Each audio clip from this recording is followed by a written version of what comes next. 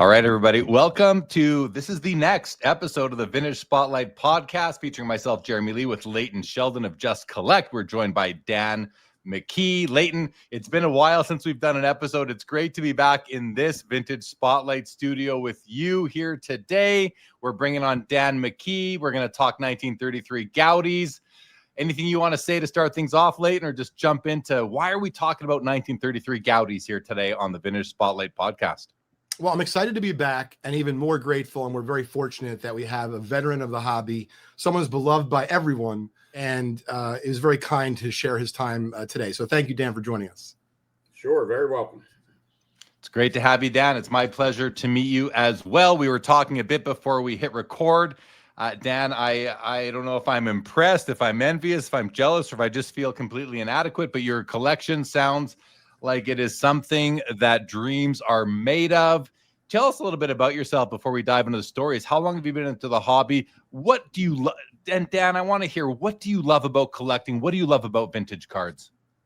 I've never really liked the game of baseball much, but I love the cards for some reason. I don't know why, but ever since I was young and my dad took me to the first show in 1969, I started collecting the real tiny small cards. I thought they were neat. And the T206s they were. So in 69, I bought my first T206s. Dad used to take a bunch of me and my buddies down to the show after we saved our allowance all year. Shows were only once a year back then. And he'd sit out in the lobby and read his numismatic news, and we'd run in the show and go crazy like a bunch of little kids. Dan, what was your first favorite set to collect, and what's your favorite set right now? My absolute favorite set right now, which I have all of out in the hobby except one extra Milan, is the 1910 Washington Times newspaper issued cards. And and my favorite set collecting over the years was my 1949 Leaf, which is 100% 49, not 48 at all, but that could be another show. Yeah, that's a whole topic. We've talked about it here on the Vintage Spotlight before too. So we hear you. Does your favorite set ever change over the past 20 years? Have you found your personal passion for a specific set? Has it shifted, or has it always been the 49 Leaf set for you? And no, at one point it was the 1894 Alpha Photo engraving Baltimore Orioles, which had 7 Hall of Famers on that team, which has been compared to the 1927 Yankees. But sadly, I sold that to a banker in Connecticut years ago to buy my house. And that was a good story at the Philly show, him tracking me down and following me around. So that can also be another podcast. Right on. Well, that's great. It's great to have you. It's always fun to meet another OG. I say another, but it's nice to meet somebody who's been collecting their whole life. And I like to say sports cards is my lifestyle. Do you share that feeling, Dan, for yourself? Absolutely, 110%. You either have the bug or you don't, and you and I have the bug, Jeremy.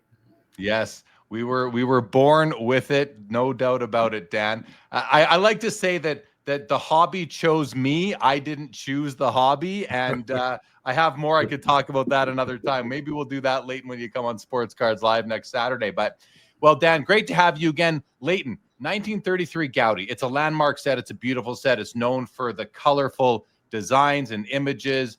It's chock filled with Hall of Famers. Why is it that 1933 Goudey is the topic of discussion for us here on this episode of Vintage Spotlight? Well, it's a great question. And so recently I had interacted with a dealer in the hobby that was acquiring a graded set of 1933 Goudey.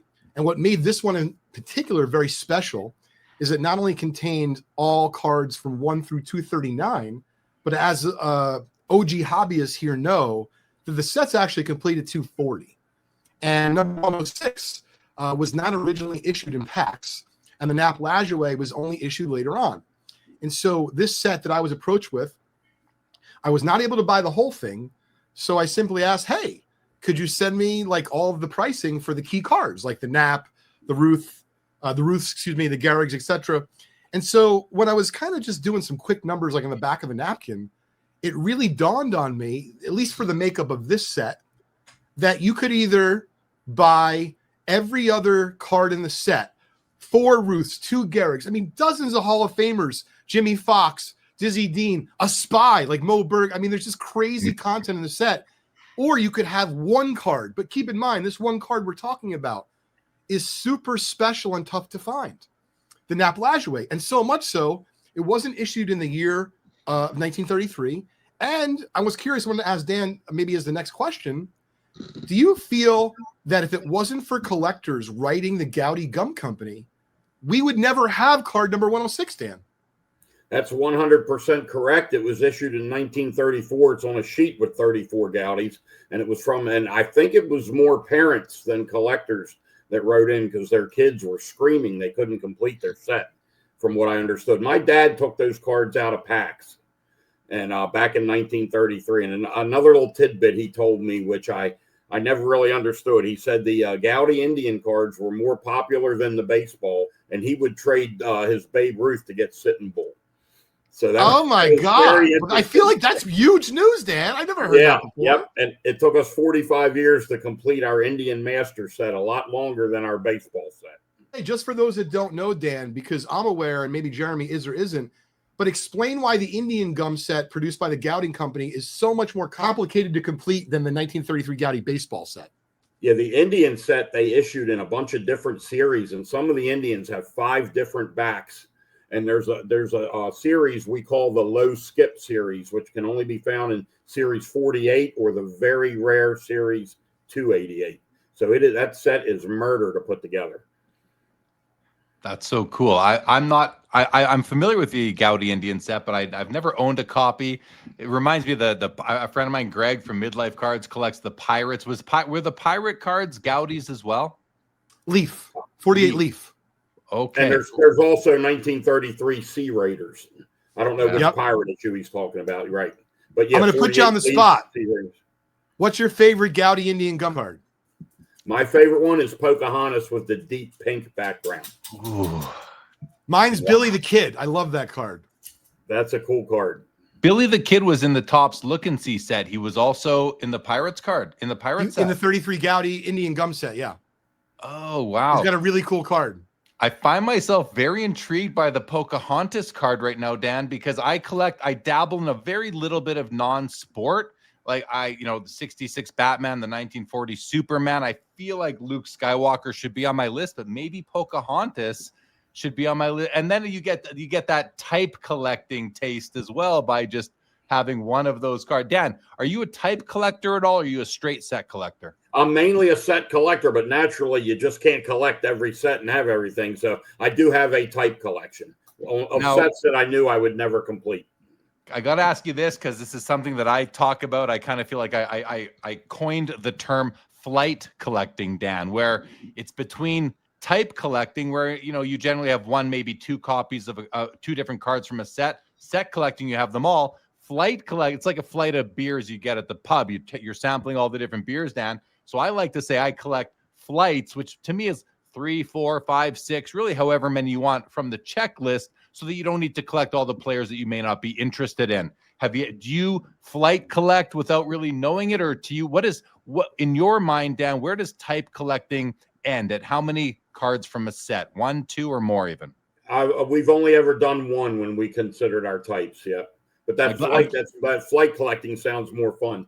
I love it. It's been keeping me very entertained as I start dabbling in more vintage sets.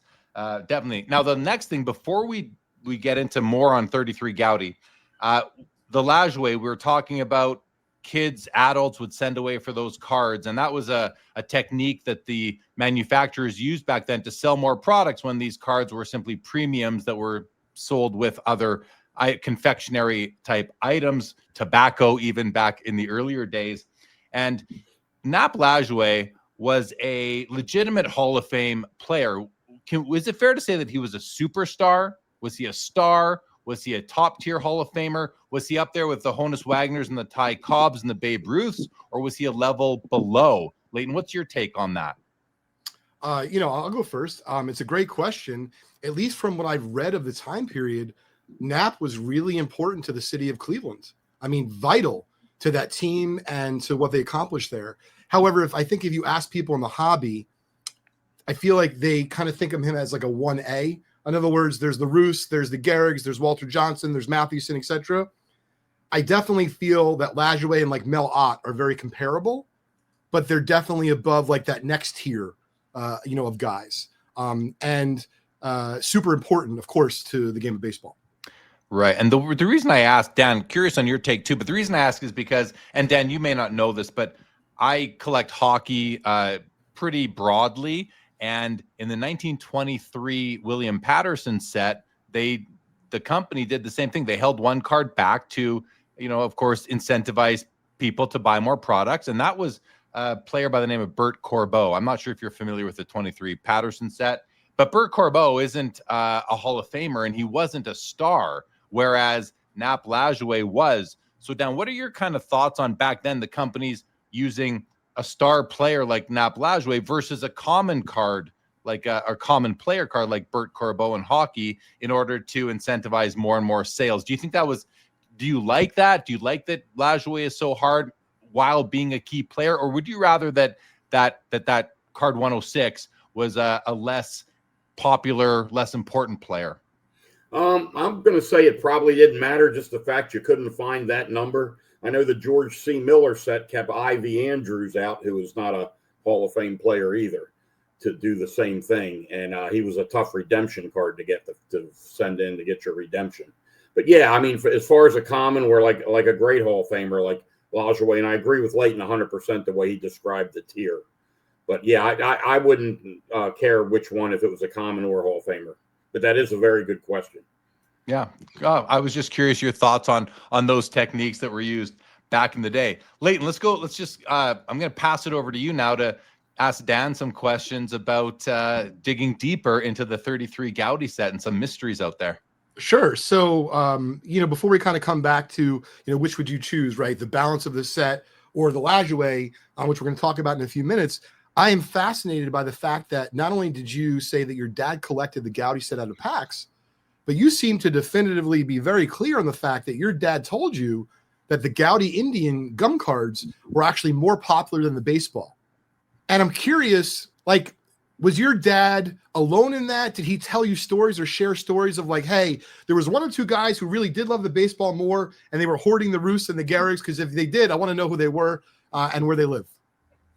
That Dad said it was most of the kids. Of course, you're going to have your handful that are probably on the other side. But I remember years ago going up to York, Pennsylvania to an auction and bidding on a bunch of Goudeys that came out of a family. And the Indian cards were beat to death, and the baseball cards were beautiful, which told me that Dad was correct, because the kids were handling the Indians and not the baseball cards. So interesting to me. Really is. Okay, so as far as Lajoie, do you feel that the Goudey Gum Company selected him to be card number 106, meaning a better player than like a Bert Corbeau or an Ivy Andrews, because they were trying to, if you will, reward those adults and kids who wrote in? Or do you think it was just really haphazard and like they threw a dart against the wall and Lajoie's name came up? Any theory on that? I don't have a theory on that, but I can tell you they did not plan on making it. The fact that it was made in 34 after a lot of complaints came in, I think they were hoping to just leave that out and you never had a complete set, and they moved on to the next year.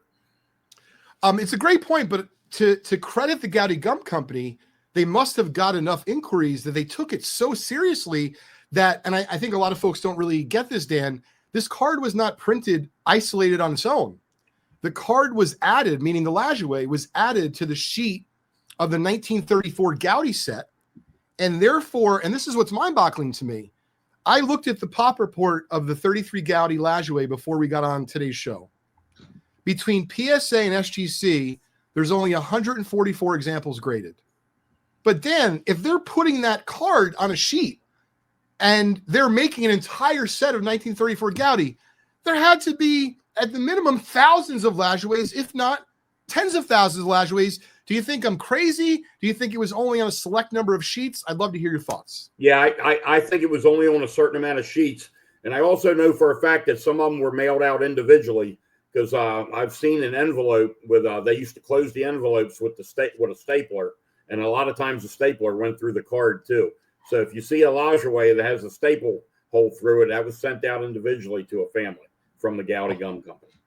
Pretty amazing. Now, I'm curious because that I had heard before. Have you ever heard, or did your dad ever hear, of a 1933 Goudey Lajoie appearing in a pack of 1934 Goudey cards? No, not that I ever heard, and he never mentioned that. Okay. How about you, That's a Leighton? good question. Have you ever heard that? No, but it's a question that I've had ever since I was really young. And per the way we're describing it today, I feel like I sometimes see a Panini card in a Topps pack. So you're telling me that it's not possible that one Nap Lajoie from 33, which is already produced lockstep with the 34 set, couldn't have got into a pack? It's certainly possible. Yeah, absolutely. And those packs were what? One, you paid a penny, you got a card and a big stick of gum, the same size as the card. Big slab of gum.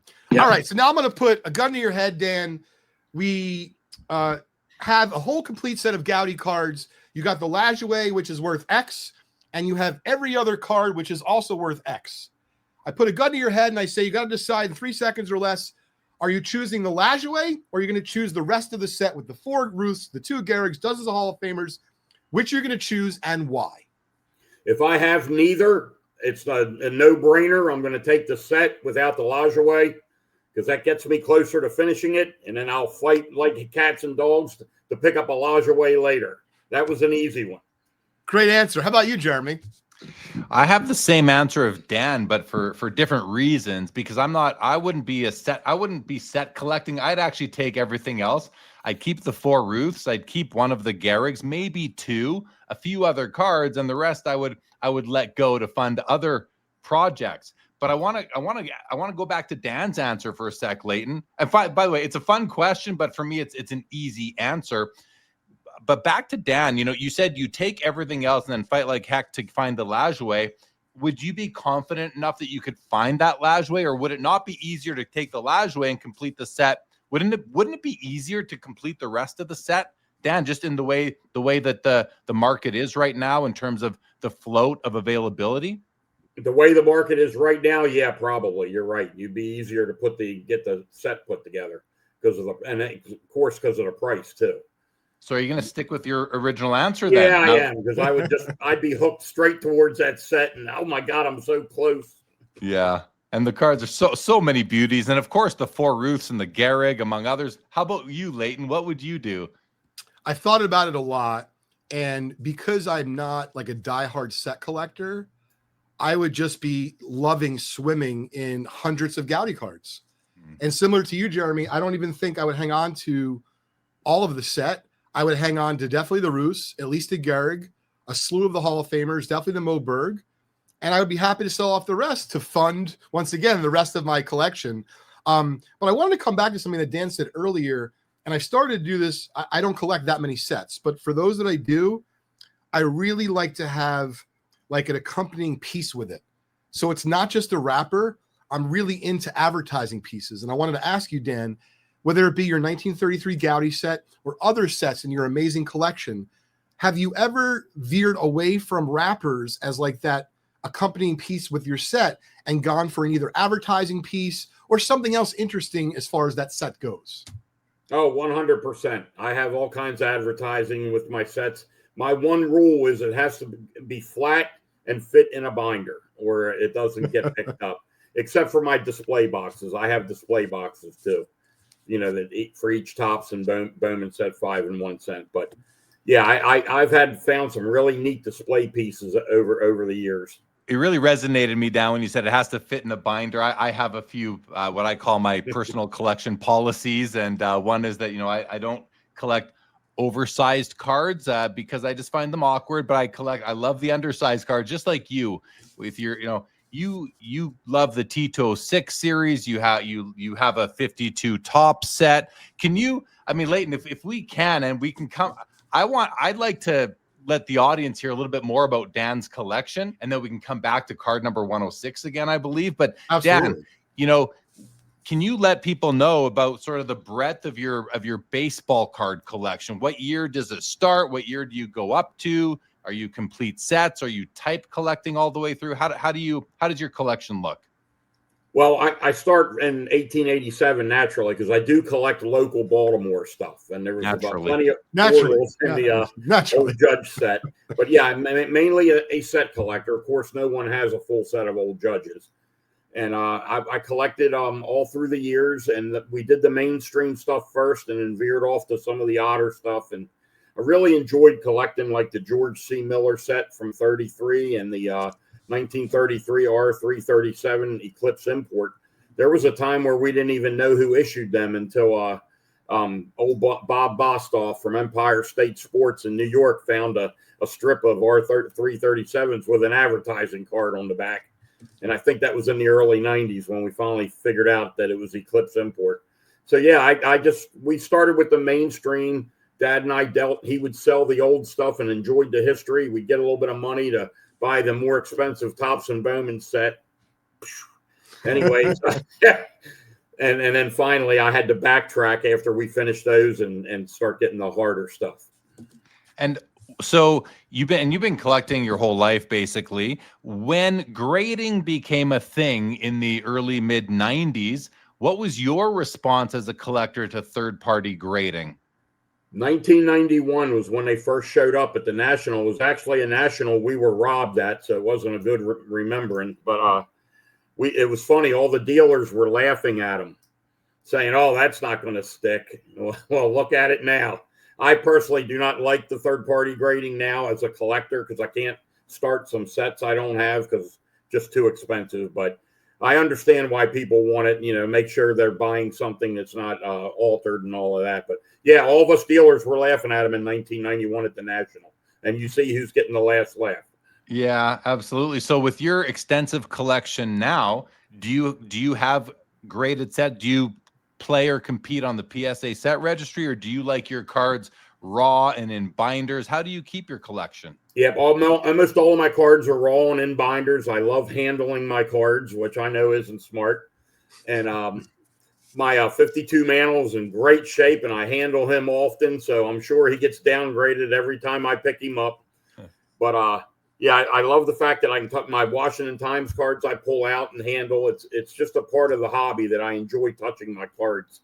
And I do not have anything on the registry, and I do have a couple graded cards because I had a friend that used to be a VIP, and he'd need to submit a certain amount of cards. And when he didn't have his own, he'd come over here and rifle through my stuff and take stuff to meet his quota. Of course, I got stuck paying for it, but that's how my 33 Lajoie got graded.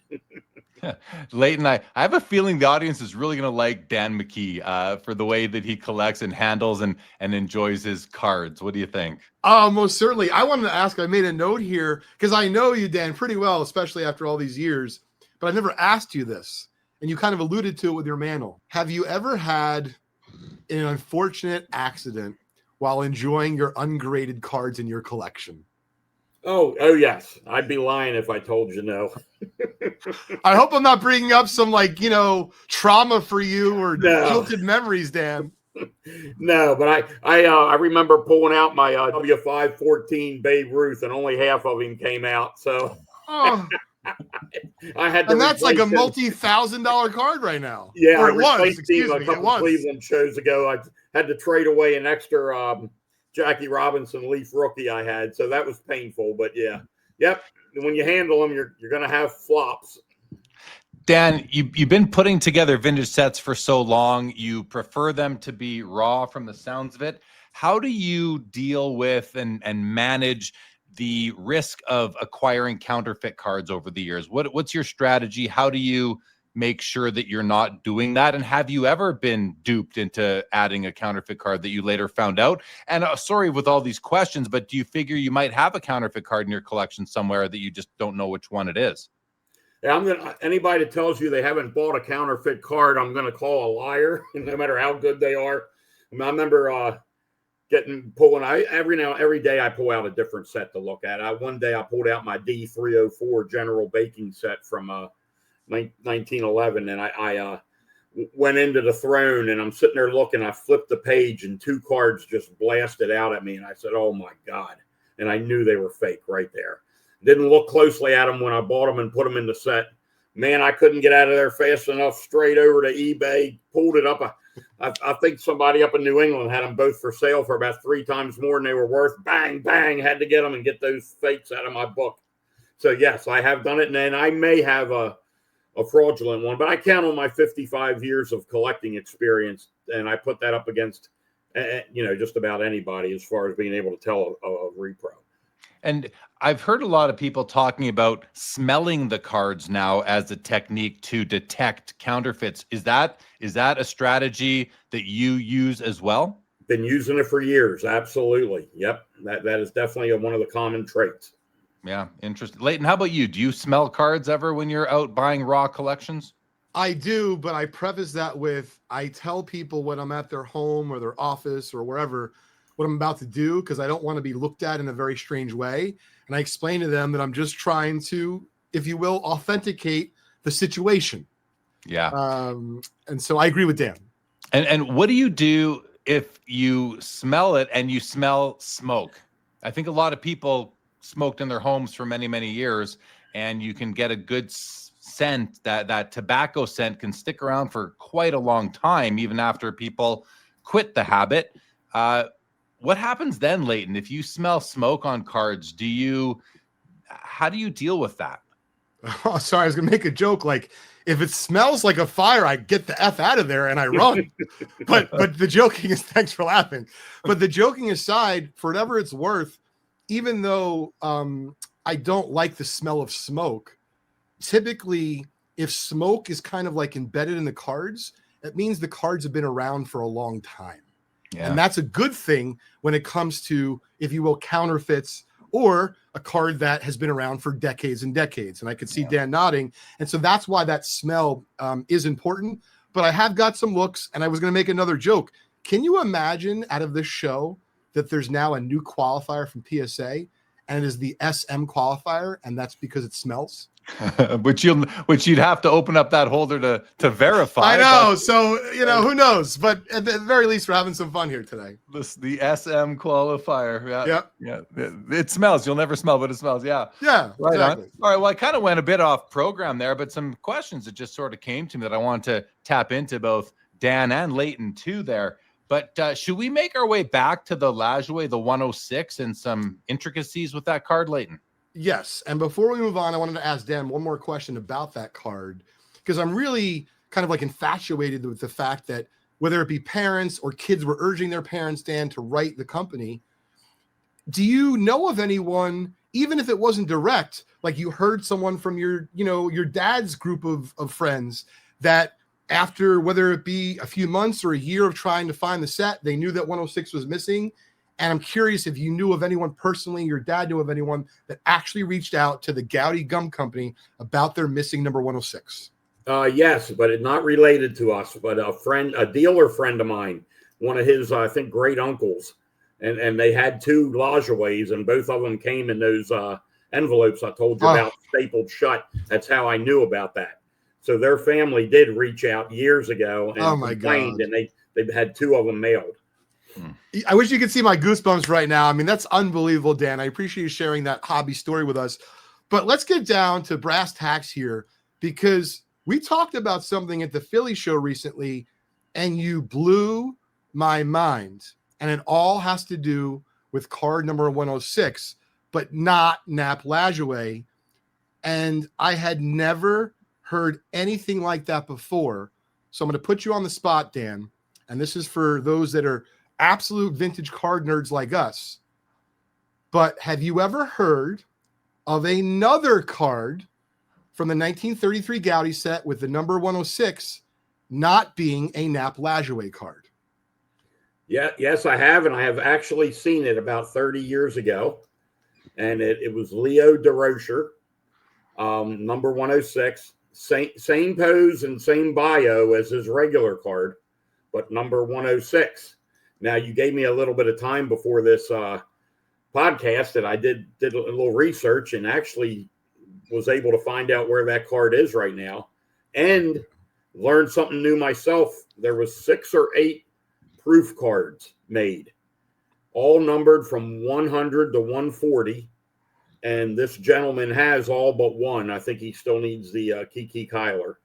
But he said all of them are the identical pose and bios as their regular cards, just off numbered a little bit, and the numbers are all between 100 and 140, and there's only one other 106, and it is Leo Durocher. Wow, that is incredible. If that's sold today at auction, let's just say conservatively, Dan, there's 100+ people with a graded Goudey set. What would that number 106 Leo Durocher sell for at auction today? Well, all those people with the graded set, since that Durocher's not on the registry, probably won't care about it. It's got to be listed on that registry or they don't care. Believe me, I run into that all the time. Touché, my friend. But if one of them got it on the registry, I would imagine it would go for millions. Yeah. It's crazy. It's just crazy how it is part of the master set, but PSA themselves likely don't know about it. Otherwise, there would be a separate master set registry that they would have those cards on. Dan, have you or the gentleman who owns those cards, do you know, has anyone reached out to PSA and said, hey, your master 33 Goudey set checklist is incomplete? No, I haven't. And the guy that has them is a raw collector like myself too. He's an old timer. He actually started before me in the early 60s.